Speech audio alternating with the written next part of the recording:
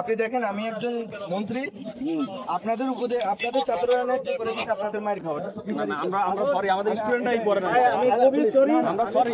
জগন্নাথ বিশ্ববিদ্যালয়ে ওই ধরনের যদি না বাইর করে আমি বলে দিলাম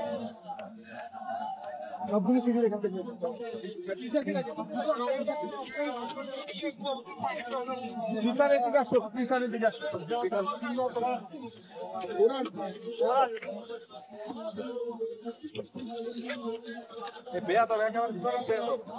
না, ওরা তো তুই করতেছে লেট দেম কাম। এটা আর কি ইয়া নিল আর কি, প্রতিশোধ নিল শিবিরের বিরুদ্ধে বলার কারণে। আমি বুঝি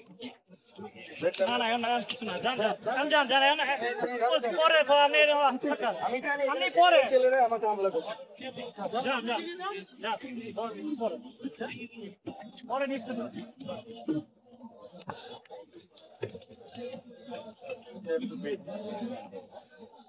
করেন না রে ভাই, আপনারা কি বললাম?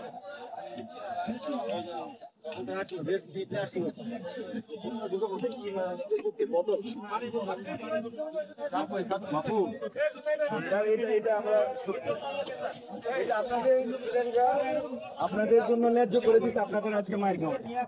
আপনি দেখেন আমি একজন মন্ত্রী, আপনাদের আপনাদের ছাত্ররা ন্যায্য করে দিতে আপনাদের মায়ের খাওয়াটা। আমরা সরি, আমাদের স্টুডেন্টরাই করে না। আমি খুবই সরি, আমরা সরি। জগন্নাথ বিশ্ববিদ্যালয়ে ওই ধরনের ছাত্র আমার দরকার নাই। এটা আমরা ফাইন্ড আউট করে আপনাকে বলি কে মারছে, আপনাকে বলি কে মারছে।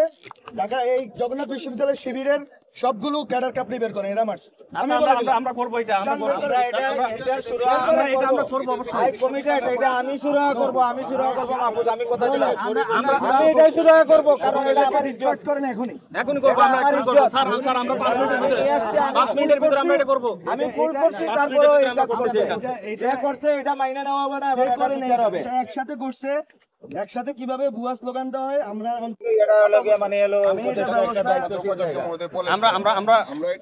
এটাকে ডিসপার্স করেন। এবং আমি ব্যক্তিগতভাবে সরি, কারণ আমি নিয়ে করছি। আমি শুনবো না।